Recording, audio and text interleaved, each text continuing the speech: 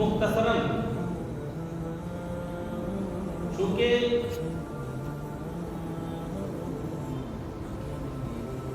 ان تمام کے تمام واقعات سے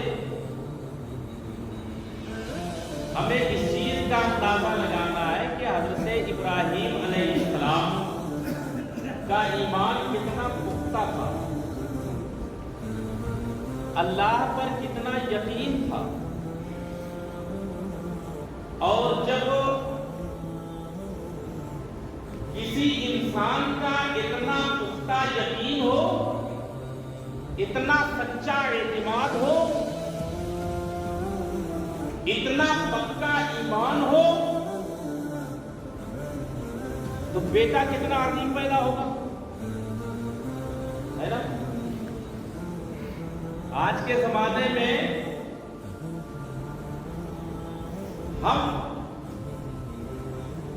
کسی پیر کے پاس پہنچے، کسی عالم کے پاس پہنچے، کسی امام کے پاس پہنچے، حضرت تعویذ بنا دو میرا بیٹا نافرمان ہو گیا ہے، سب سے پہلے ہمیں اپنے گریبان میں جھانک کے دیکھنا ہوگا کہ ہم نے کون سا عمل کیا ہے۔ ہم اگر نماز پڑھتے ہوتے تو ہمارا بیٹا بچپن میں دیکھتا کہ باپ میرا نمازی ہے تو نمازی مجھے بھی بننا چاہیے تھا،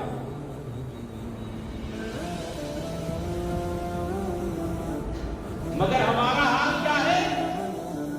بیٹا پیدا ہوا، سال بھر کا ہوا، بولنا شروع کیا تو سب سے پہلے ٹاٹا اور بائے بائے۔ 2 سال کا ہوا، اس کے ہاتھ میں موبائل پکڑا دیا، گانا چلنے لگ گیا۔ 3 سال کا ہوا، بازار لے کے گئے تو اس کو کرتا پجامہ نہیں دکھایا، جینس کی پینٹ دکھائی۔ جب 4 سال کا ہوا، ماڈرن اسکول میں ڈال دیا جہاں پہ مغربی تہذیب سکھائی جاتی ہے۔ پھر ہم سوچیں کہ ہمارا بچہ ہمارے ہاتھ سے نکل گیا۔ آج بھی ہو تو ابراہیم سائی ماں پیدا، آج کر سکتی ہے اندازے گلستان پیدا، مگر یقین ہونا چاہیے، اعتماد ہونا چاہیے۔ بہرحال حضرت ابراہیم علیہ السلام وہاں سے نکلے ملک شام کی طرف، تو وہ بادشاہ جو تھا جس کا ہاتھ سوکھ گیا تھا، حضرت سارہ کی طرف اس نے ہاتھ بڑھایا تو اس کا کئی مرتبہ ہاتھ سوکھ گیا۔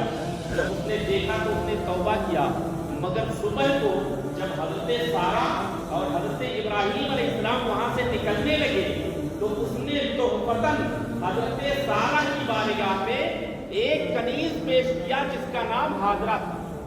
سبحان اللہ، یہ وہی حضرت ہاجرہ ہے جو حضرت اسماعیل علیہ السلام کی والدہ پیش کیا۔ ایک کنیز پیش کرنے کے بعد وہاں سے نکلے، ملک شام کی طرف پہنچے۔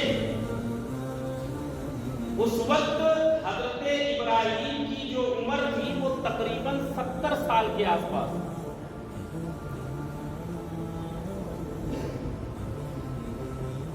حضرت سارہ سے کوئی اولاد نہیں،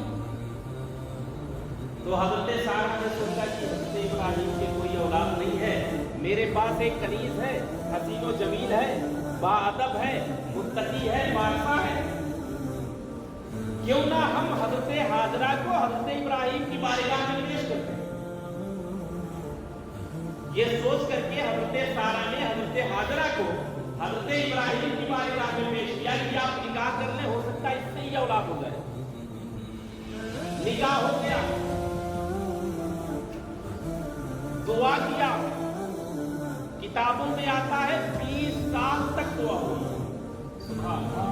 آج ہمارے یہاں شادی ہو جائے اور شادی ہونے کے بعد سال بھر میں بچہ جب پیدا نہ ہو تو نہ جانے کتنی باتیں سننے کو مل جاتی ہیں۔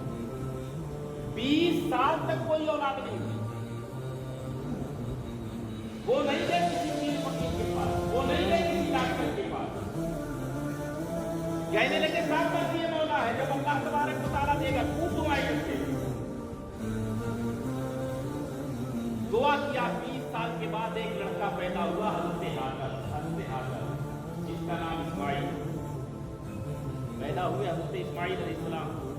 जाहिर सी बात है, जो बच्चा 20 साल की दुआओं के बाद पैदा हुआ हो,